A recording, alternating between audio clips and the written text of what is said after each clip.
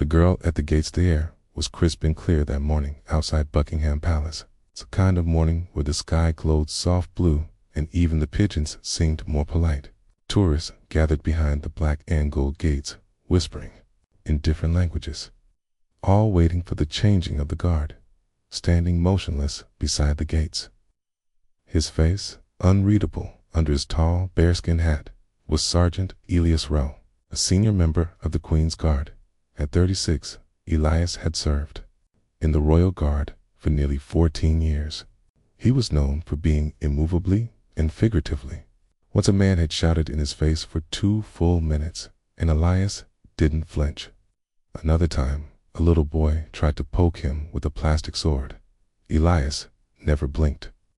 He was a symbol of unshakable duty, pride, care, and control. But today would test him in a way no battlefield ever had. From behind the crowds, someone wheeled a little girl toward the front. She was small, pale, and bundled in a pink coat that seemed too large for her tiny frame. Her face was round and soft, but she had no hair under her knit cap. A woman, likely her mother, held her hand tightly, whispering gently in her ear. The crowd seemed to part naturally for them. Elias noticed, but, of course, he didn't move. He was trained not to. The little girl's name was Amelia Grace Wells, and she was 8 years old.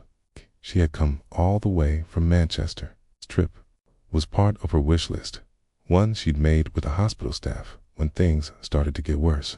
Stage 4 neuroblastoma. It's a kind of words no child should know, but Amelia knew them well. She didn't want to go to Disneyland. She didn't ask to meet celebrities. What she wanted, more than anything, was to see the Royal Guards up close. To see the ones who, as she told the nurse once, keep the Queen safe with swords and no smiles.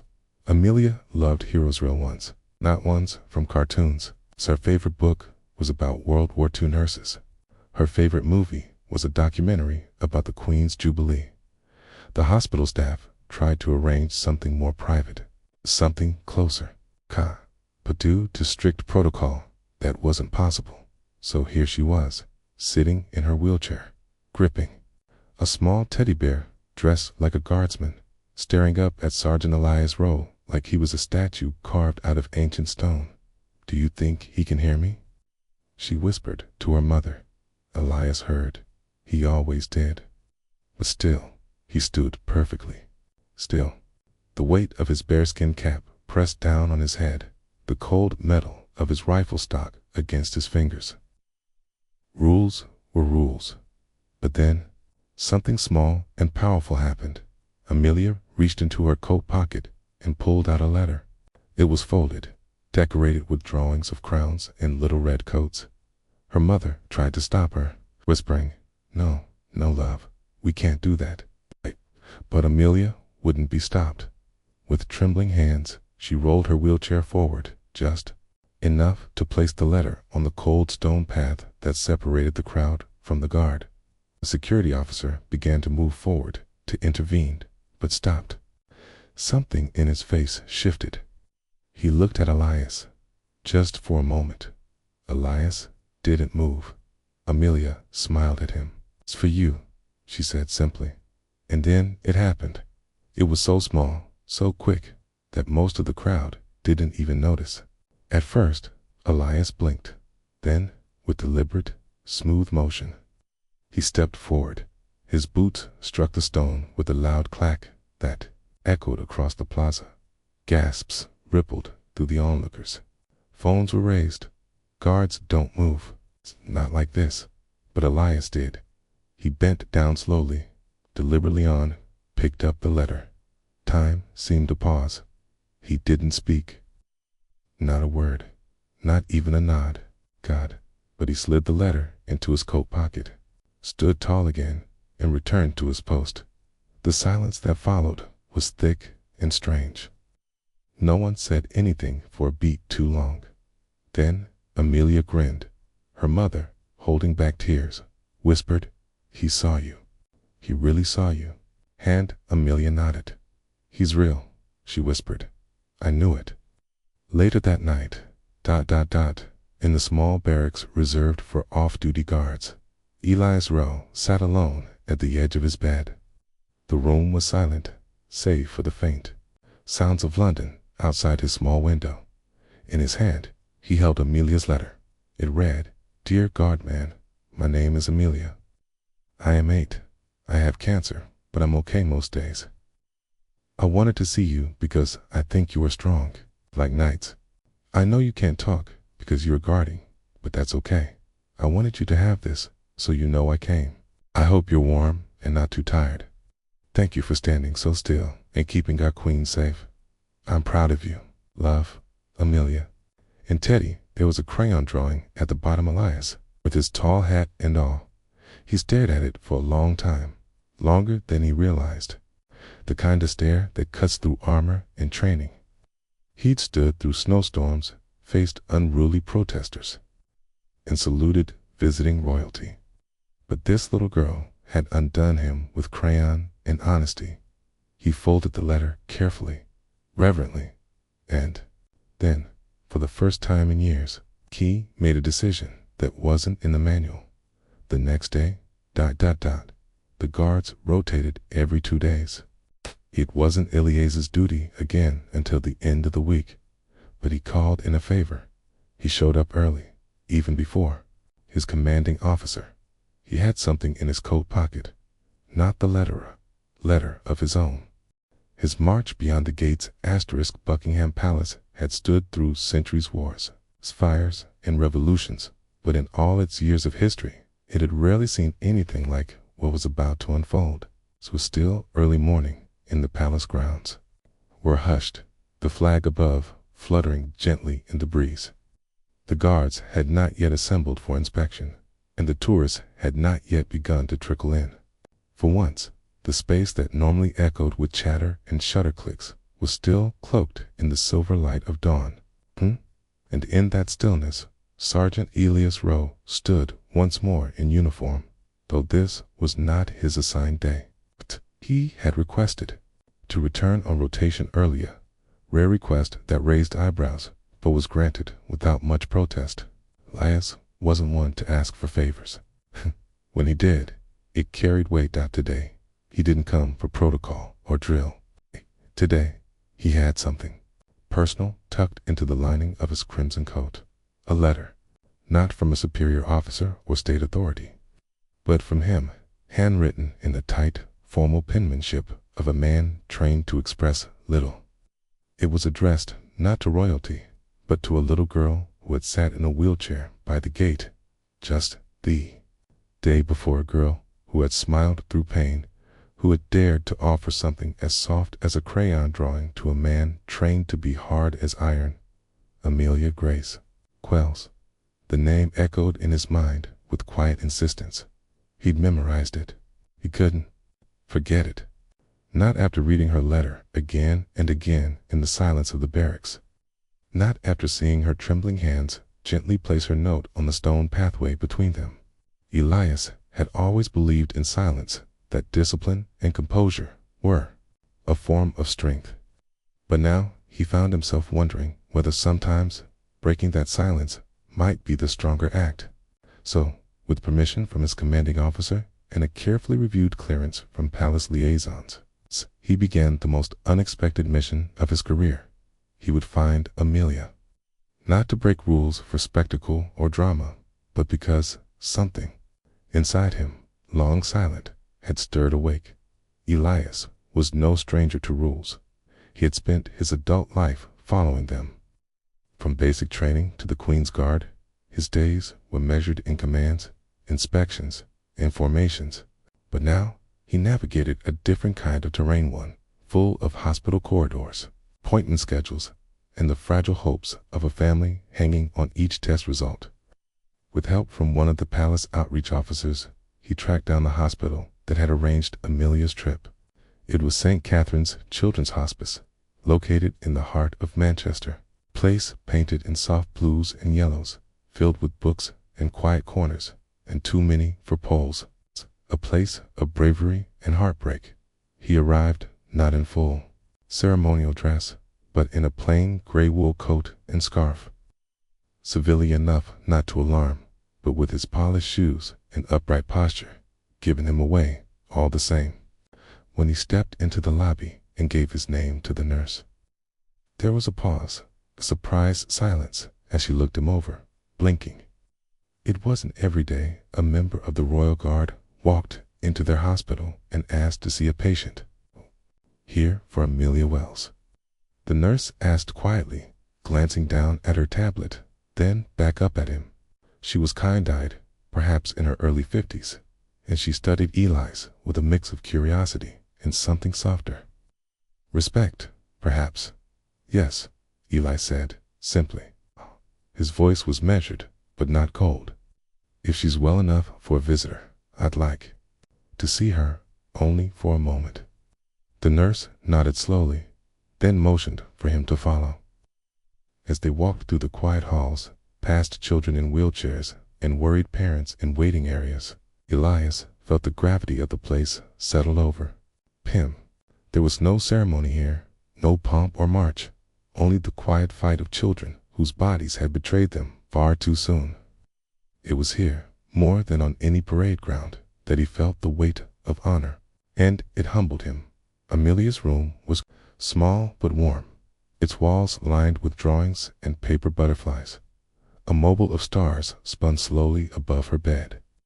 She was sitting upright in bed when he entered, holding her teddy bear, her small body wrapped in a blanket of pale pink and cream. When she looked up and saw him, her eyes went wide, and her smile burst across her face like sunrise breaking over mountains. "You came," she whispered. Elias nodded. "Of course I did." The room was silent for a moment. Her mother, seated at the corner, wiped a tear and smiled as she stood and quietly stepped out. "Okay," giving them space. "I got your letter," Elias said, his voice low but clear, "and I wrote you back." Her hands reached out with eagerness as he handed her the small, folded envelope. Her fingers were thin, fragile, but they trembled with excitement. She opened it slowly. Inside, printed neatly in black ink on thick white card, was Elias's reply. "Dear Amelia, I received your letter, and I want you to know it is the most important one I have ever read. I have stood guard for royalty, presidents, and generals, but I have never stood prouder than when I stood in front of you. You reminded me that strength is not about how still we can stand, but how deeply we can care. I'll keep your drawing always, and when I'm on duty, I will think of you. You are braver than any soldier I know. Yours sincerely, Sergeant Elias Rowe, Queen's Guard." Amelia didn't speak. Her eyes welled up, and she hugged the card tightly against her chest. Then, without hesitation, she reached for something beside her bed. It was a small box, wrapped in pink paper with sparkly stickers on the corners. She handed it to him. "It's for you," she said. "I made it last night with Mom." Elias opened it slowly and found inside a tiny handmade figure, shaped from pipe cleaners and cardboard. Okay? It was a little guardsman red coat, black hat, drawn with marker. Okay? It was simple, clumsy, beautiful. "I thought you could carry it," she whispered. "When you guard the Queen." Elias felt his throat tighten. He had stood through thunderstorms without flinching. He had seen comrades buried, had marched in funerals and flown flags at half-mast. A teen, holding a child's handmade gift, he had never felt more vulnerable. "I will," he said, "and I'll keep it with me every time I stand at the gate." Amelia's smile returned brighter, bigger. She leaned back against her pillow and said softly, "You're my knight now." He didn't know what to say to that, so he bowed his head deeply, not the stiff, ceremonial bow of state, but a real one, a knight's bow. And she giggled through her tears. The visit ended gently. Dan ate. He didn't overstay, just long enough to honor her courage and give her the dignity of being seen not as a patient, but as a person, as someone who had touched something deep in him, something human and unguarded. As he left, the nurse walked him to the front door. She didn't speak for a while, then said quietly, "You made her whole week, you know." He nodded once, eyes fixed ahead. "She made my year." On the train ride back to London, Elias held the pipe cleaner guardsman in his hand. He didn't tuck it into his coat pocket. He let it sit in the open, as if honoring the space it had taken in his life. Back at the barracks, he placed it in the lining of his ceremonial uniform, just above the heart. And when he stood guard again, 3 days later, beneath gray skies and the watching eyes of thousands, he stood a little taller. Not because of pride or tradition, but because somewhere in Manchester, a little girl believed in him more than she believed in magic. Asterisk. The guard who changed the wind. Asterisk. The days that followed Elias's quiet visit to St. Catherine's Children's Hospice drifted by with the measured cadence of routine. But something fundamental had shifted both within the man and the world around him. He continued to report for duty, as expected, donning his crisp crimson tunic and polished boots, standing before the gates of Buckingham Palace with the same precision he was trained for. But inside, the rhythms of his heart beat to a different tempo now.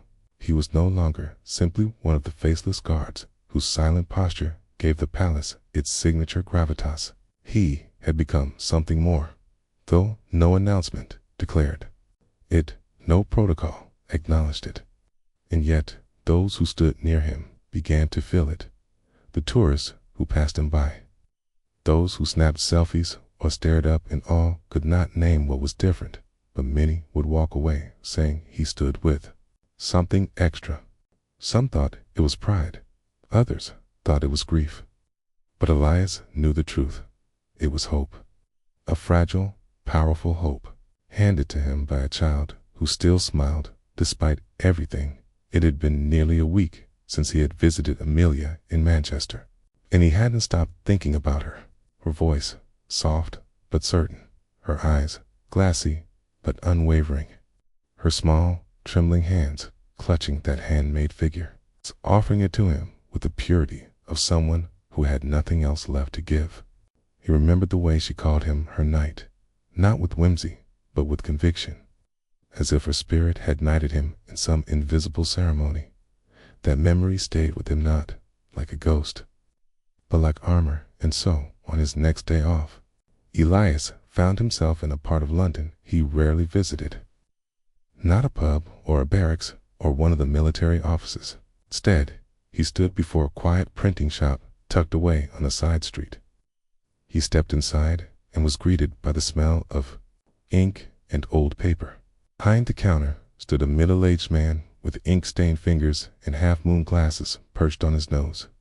Elias had been here once before, years ago, when he'd ordered a leather-bound journal for a retired sergeant as a farewell gift.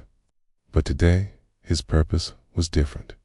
"I need a custom job," Elias said quietly, laying a folded piece of paper on the counter. The man opened it and blinked in surprise. It was Amelia's drawing, the little crayon sketch of Elias in his uniform.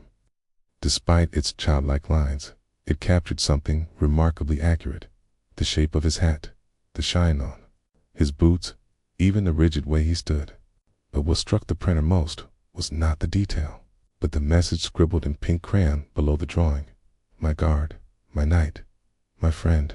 Amelia Elias looked the man in the eye and said, "I want this printed, but not just once. I need it done properly, in real paper, in color. I want 30 copies, maybe more, later." The man nodded, without asking why. Something about the way Elias spoke told him this wasn't a request for vanity or decoration. It was something heavier, something sacred. 3 days later, the prints were ready, vibrant, laminated, and cut to a perfect square. Elias paid for it, them in cash, and returned to the barracks in silence. That night, he sat alone in the dim light of the common room and began writing. Each card received a message. Not long, not dramatic. Just a line or two, handwritten in that same disciplined, Script. Words like to serve is to care. Courage comes in small sizes too. Strength is found in standing for someone else. Let us never forget who watches us from the other side of the gate. He signed them simply SGTE Row. The next day, before dawn, he left 10 of those cards inside the lockers of fellow guards. He said nothing. Just placed them between folded uniforms or tucked into helmet linings. No one saw him do it, okay? He made sure of that. By mid-afternoon, the murmurs began. Someone found one of the cards and held it up, puzzled. Another said they had the same one. Slowly, as more were discovered, the guards compared them, some curious, others confused. In an environment defined by silence and routine, this small breach was startling, but not one of the men or women was offended. In fact, they became quiet again, but in a different way, a thoughtful way. A few of them approached Elias privately. One, a younger guard named Tanner, stopped him in the corridor. "Was it you?" he asked. Elias looked at him without smiling. "Does it matter?" Tanner nodded slowly. "Not really. I just wanted to say, that quote about courage, that was my sister." Elias tilted his head. Kaner explained quietly that his younger sister had passed from leukemia when she was 9. He never talked about her, never told anyone in the regiment. But when I saw that card, he said, it felt like someone remembered her, like someone knew. Elias didn't say anything, just clapped Tanner lightly on the shoulder and moved on. That was all he needed. By the end of the week, more cards had appeared, not just from Elias. Someone else had copied one and left it in the staff mess. Another had taped it to the inside of a window that overlooked the crowd outside. Without discussion, a quiet tradition began to form. Every day, one guard would carry a laminated card inside his jacket, just above the heart. It wasn't mandatory. No one talked about it, but it spread. They called it the ribbon honor knot because it had ribbons, but because Amelia had worn a pink ribbon on her wrist the day she visited. That little detail had stayed with Elias more than anything else. It was a reminder of fragility, of dignity, of defiance in the face of despair. Meanwhile, back in Manchester, Amelia's health had begun to decline. Her energy came and went in short bursts. Some days, she was full of stories and jokes. Other days, she barely opened her eyes. But one thing never changed. She always asked if her knight was still watching the gates. Her mother told her he was, that every time the news showed footage of the palace, every time a tourist posted a photo, she looked carefully for Elias. "That's him," she'd whisper. "That's my guard." Then, on a cold Thursday morning, a package arrived at St. Catherine's. It was addressed to Amelia and marked from Buckingham Palace Outreach. Inside were 5 of the laminated cards, each printed with her drawing, end quote. But there was something else. 2 letters, folded in official cream-colored paper, written with great care. It read, "To Miss Amelia Grace Wells, the Queen's Guard wishes to express our admiration for your courage, your kindness, and your belief in what we stand for. Your drawing now hangs inside the barracks where we prepare for duty. Your words have become a quiet oath among us, one not issued by command, but by honor.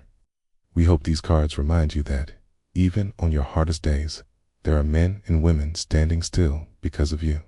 You're not just being watched over. You are remembered. You are cherished. Eternal service, SGT. Elias Rowe in the Queen's Guard." She just held the card to her chest and whispered, "I told you. They remember me." Us. They did. Elias continued to serve. He continued to stand without expression, rifle at his side, boots planted firmly on sacred stone. But inside, every moment felt different now. It no longer felt like he was holding up tradition. It felt like he was holding up a promise, and every time the cold wind rolled through the gates, lifting the corners of his coat, and brushing the tips of his gloves. He thought of her ribbon, fluttering gently on that little wrist. The girl who broke the silence. The child who taught the guard to feel. The warrior who never lifted a weapon, but who gave courage to those who did. When a nation turned to listen, Winter had fully arrived by the time the story of a quiet child and her silent guard began to leak past the walls of the barracks and the hospital corridors and into the consciousness of the public. Snow hadn't yet fallen, but the chill in the air had deepened, and the gray skies over London seemed to linger longer each day. The streets bustled with the busy hum of approaching holidays, and tourists continued to gather in front of Buckingham Palace, undeterred by the wind or the biting cold. Children pressed their mittened hands to the railings. Parents pointed cameras at the perfectly still guards, and there, among the line of royal sentinels, stood Elias Rodaller, somehow quieter than ever, and yet carrying something within him that now radiated far beyond the reach of posture or position. Amelia's health had taken a turn. The doctors at St. Catherine's had known it was coming, though they had hoped, as all doctors do, that their projections would be proven wrong. But cancer does not negotiate. Her days had begun to fold inward, less time awake, less appetite, more pain managed with careful doses. Yet she never asked why me. Not once. She only asked one question now. Is he still there? Is my guard still standing? Her mother would nod, voice tender but steady. Yes, sweetheart. Always. The laminated cards that Elias had sent were pinned to a corkboard by her bedside. The drawing she'd made, the one that had started.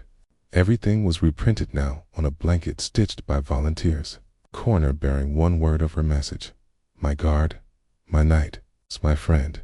Nurses paused when they came in, their hands brushing across the soft fabric, their eyes welling with silent understanding.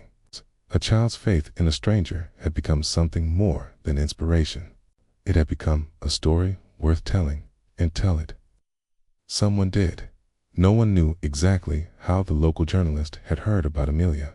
Perhaps it was through one of the volunteers. Perhaps it was her mother's quiet conversation at a nearby cafe. However it happened, a young woman named Clara Finch, a freelance writer for the Daily Manchester, had learned about Amelia's story.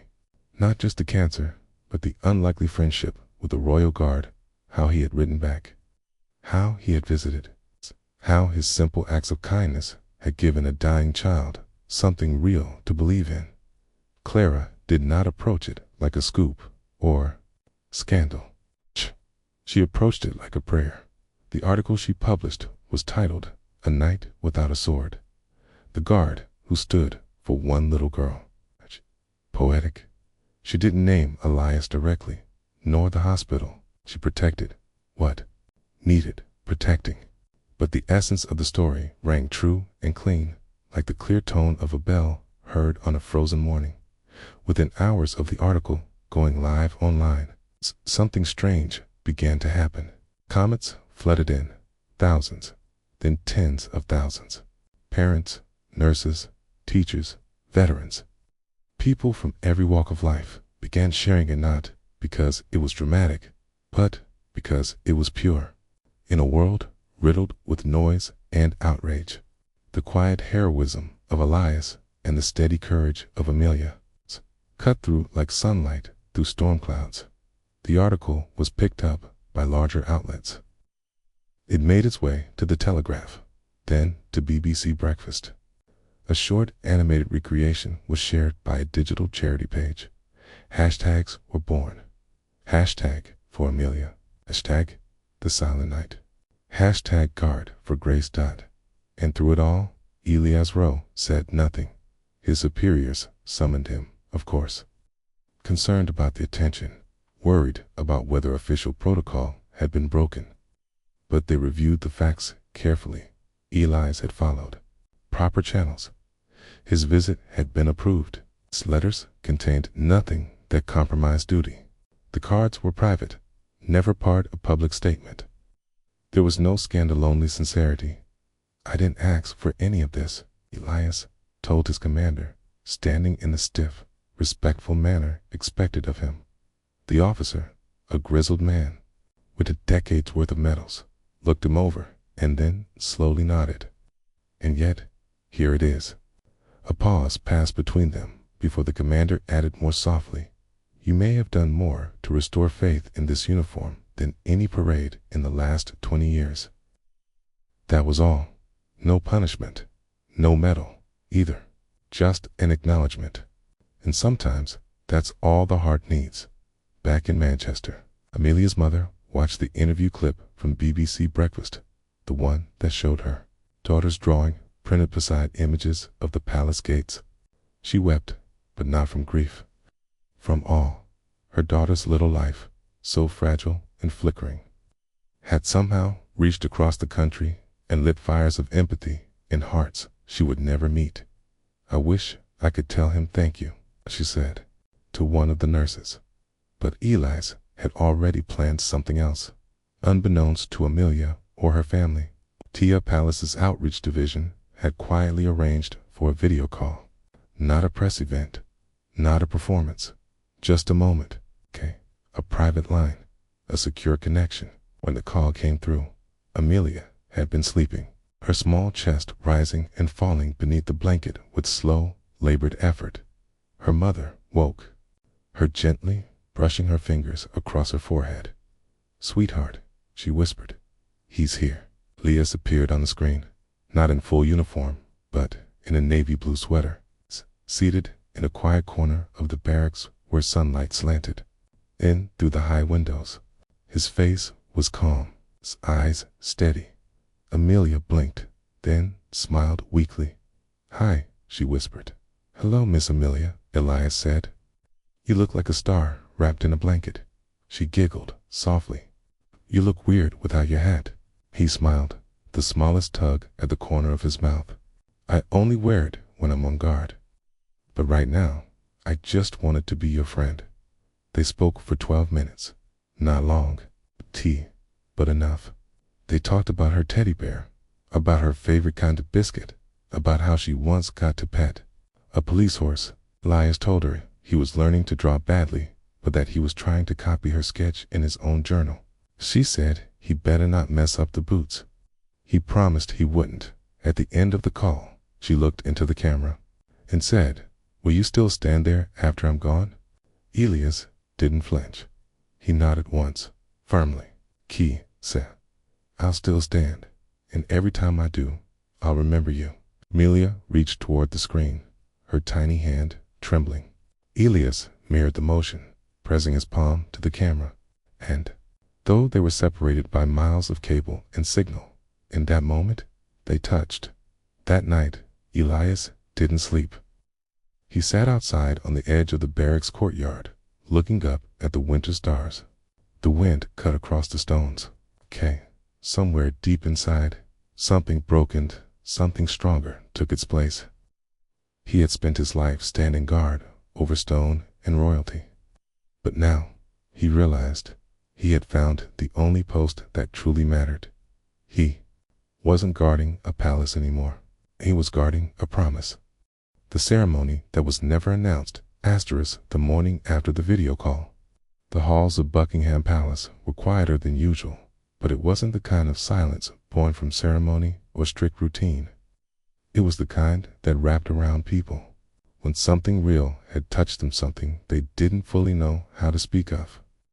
In the guards' barracks, the usual clatter of boots, belts, and duty roll calls was softened. No one said much, but every man and woman who had heard about Eli's rose call with Amelia moved with a different sense of purpose. What had started as a private act of kindness between a soldier and a child was no longer contained within the walls of a hospital room or the stone pillars of a palace. It had passed like a whisper from city to city, from household to household, awakening something long dormant in the hearts of many. It wasn't just about a girl in a guard anymore. It was about dignity, about compassion in uniform, about remembering that service at its highest level wasn't just about duty to crown or country, but to people, especially those who could no longer stand for themselves in London. Strangers began leaving flowers at the gates of the palace, not in piles or formal arrangements, but single blooms, a pink rose, a white tulip, daisy held together by a child's ribbon. Most had no notes. A few bore simple words. For Amelia, thank you, guard. You stood for us all. At first, the guards were unsure how to respond. Protocol dictated they not interact with public displays of sentiment. But after the third day, the captain of the watch made an unofficial decision not to remove the flowers. Let them be, he said. They harmed no one, and so they stayed. Morning after morning, they grew a quiet garden of gratitude blooming in the cold stone shadow of monarchy. Elias, meanwhile, continued his post with the same precision as always. But something had changed, not in the way he stood, but in the way people looked at him. Tourists no longer just snapped photos and walked off. Many lingered, placing hands on hearts, nodding quietly as they passed. Some tried to speak, though they knew he could not respond. Still, the unspoken connection was there, a shared understanding, a human moment, suspended within the strict frame of tradition. He felt the shift, but he never saw it. That was not why he stood. He had not done this for recognition or approval. He had done it because it was right, because a child's belief in him had stirred something sacred, and he had no intention of letting that promise fade. Then came the letter, not delivered by post, but by hand. Late one evening, just as Elias was folding away his uniform after patrol, a courier arrived with a cream-colored envelope marked not with the royal seal, but with the emblem of Parliament's Civil Outreach Division. It was addressed personally to Sergeant Elias Rowe, Queen's Guard. He opened it carefully, scanning the contents with quiet breath. The letter was brief but solemn. Mr. Rowe, we are aware of your ongoing connection with Miss Amelia Grace Wells, and we have been deeply moved by your conduct, both in private and in uniform.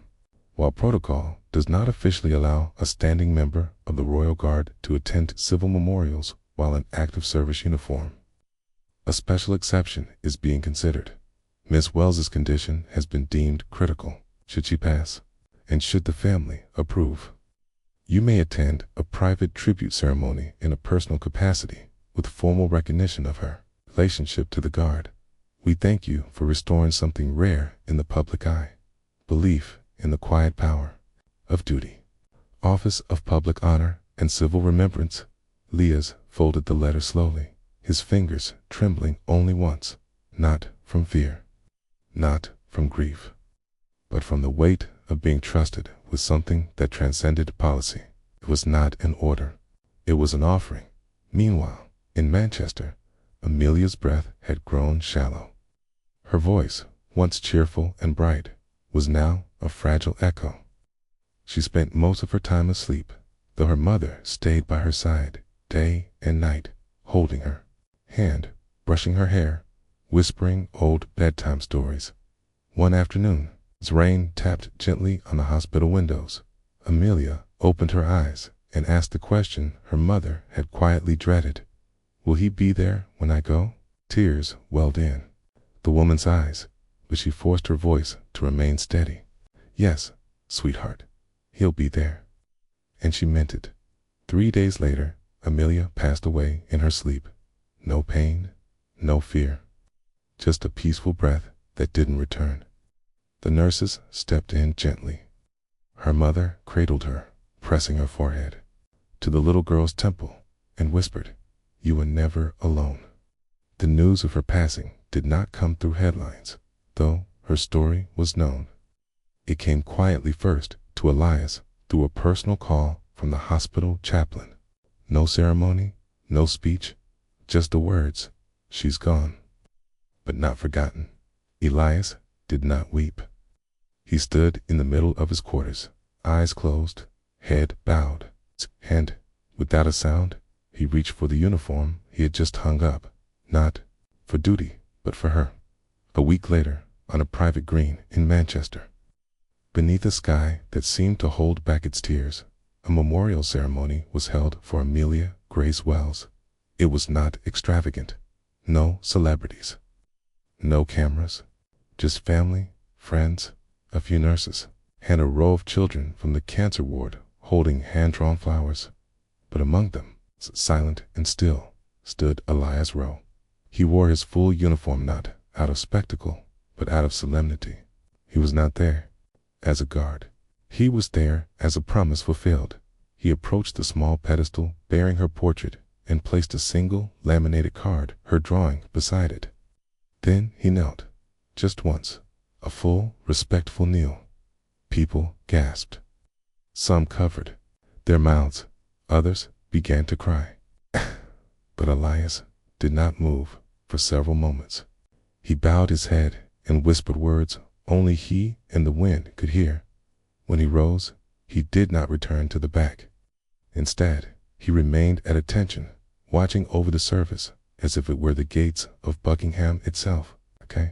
No one asked him to. No one expected him to, but he stood, and because of that, everyone else stood a little straighter. Later, Amelia's mother approached him. She didn't know what to say. Her grief was too vast, her gratitude too deep. She opened her mouth once, closed it, then simply reached forward and embraced him not as a guard, but as the man who had shown her daughter that heroes still existed. And he led her. That evening, as the sun dipped behind the clouds and the mourners quietly dispersed, something strange happened. A group of children began to sing, softly, a lullaby they had learned from the nurses. And Elias, still in full uniform, joined them not with his voice, but with the simplest act of all. He took off his bearskin hat and placed it gently at the base of the photo, a symbol of honor, laid down for the smallest knight of all. The guard who taught a nation to feel again, the winds of winter, carried Amelia's memory far longer than anyone could have predicted. Days turned to weeks, and weeks passed into the earliest hints of spring, but the space she left behind didn't simply vanish. Keyed in hallways, in conversations, in quiet pauses, when people read the news or pass by a royal guard in front of Buckingham Palace. There was something intangible that had settled into the bones of the nation, something that refused to be forgotten, not just because a little girl had died, but because her story had reminded an entire population of something they didn't realize they were starving for: hope grounded in action, dignity in silence, and the profound weight of simple kindness. It began in small, almost invisible ways. In classrooms across the country, children began asking about Amelia. Teachers who had clipped the article about the silent night on their bulletin boards found students looking up from their assignments, wondering aloud why someone in a red coat and tall black hat would care so deeply about one child. In answering that question tentatively at first, those teachers began explaining something beyond uniforms and history books. They spoke of compassion that ignored barriers, of service that transcended duty, and of the way one person's quiet integrity could shift the hearts of thousands. Hospitals began receiving handmade cards from children, many decorated with crowns, soldiers or little girls holding hands with giants in red. Some wrote letters addressed simply to the guard. Others sent drawings like the one Amelia had first made. Only now, she wasn't alone in them. In the new versions, there were crowds of people around her, standing, kneeling, smiling. The message was always clear. She had not stood alone. Across the UK, thousands signed an online petition, initially just a gesture of appreciation, but it grew first into a campaign to establish a new annual day of remembrance for children who had fought cancer. Then into something deeper, a formal proposal to create a medal of silent service, a civilian military honor for acts of non-combat heroism that embodied moral strength, quiet leadership, and acts of healing. At first, there was hesitation from the authorities. Military recognition followed very specific traditions, and Elias had never sought attention. But the public response was unrelenting, not out of rage or protest, but in a groundswell of respect. People weren't demanding change. They were honoring the values they hoped to see more of in the world. And in time, the ministry relented, not because they were pressured, but because the story had already won. On a bright April morning, under a pale blue sky, in the gentle rise of songbirds over the royal courtyard, the medal was created. The inaugural ceremony was brief, elegant, a ball, and entirely private, held not on a national stage, but within the very courtyard where Eli's row had once stood motionless as a young girl's belief in him changed the course of his life. The medal was presented not with fanfare or trumpets, but with a single statement from the Lord Chamberlain, in honor of service without spotlight and strength without sound, to the man who stood, not to be seen, but so others could feel seen. Elias did not make a speech. He only bowed, attained, and in that bow, the moment became something larger than any medal could express. But Elias's impact did not end with the ceremony. After quietly stepping away from active duty, he asked for a position that surprised nearly everyone: liaison to the Royal Children's Hospital Trust. It wasn't a post that came with ceremony. It didn't come with a title or security detail. What it came with was presence, real, consistent, steady presence. He didn't go to smile for photos. He went to read to children, to draw with them badly, but sincerely, to sit beside frightened parents and say nothing but be everything. He visited the ward where Amelia had stayed, now renamed the Wells Wing, and helped hang a simple plaque above the main entrance. It bore no royal emblem, no etched marble, just a carved wooden message: to those who fight small battles with big hearts, you are never alone. The staff didn't treat him like a celebrity. They treated him like one of their own. He became a familiar face, Elias, in his open-collared shirt, sometimes carrying a box of coloring supplies, sometimes a packet of letters sent from children in other hospitals who had read about Amelia's journey. But there was one letter, a teen, particular, that changed everything again. It arrived nearly a year after Amelia's passing. It was written in uneven script, the kind you'd expect from a child just learning to write, but it was heartfelt. The girl, named Sophie, was only 7. She was in remission and had been inspired by Amelia's story during her own treatment. Her letter read, in part, I was scared all the time, but then my mummy showed me your story. I liked how you stood like a tree and didn't move. I drew you standing in front of my door when I was getting my medicine. You were there in my head, and that made me feel brave. Thank you, Tree Man. I want to grow up and be brave like you. Elias sat with that letter for nearly an hour. He didn't move. He didn't need to. That one child's strength had passed to another, and then another, like a chain of small stars lighting up the dark. From that moment on, Elias began quietly collecting the stories of children like Sophie, children who had drawn their own version of standing guards. He compiled their letters, their drawings, their little cardboard medals and cotton capes into a book titled Amelia's Watch. It was never sold in stores. It was distributed free of charge to children's hospitals across the UK. Each book came with a simple promise written inside. This is your guard now, and as long as your heart keeps fighting, someone will always stand with you. Elias never remarried. He never chased interviews, never built a social media presence, never cashed in on his story. His silence, once a professional requirement, had become his signature. He let the children speak. He let Amelia's memory guide the message.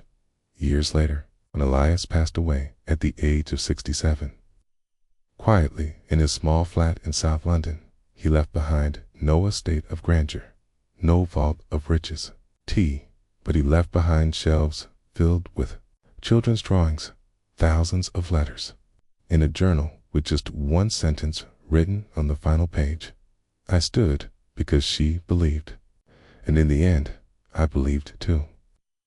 His funeral was attended by dozens, then hundreds, then thousands. Not because the man demanded attention, but because the story had never stopped growing.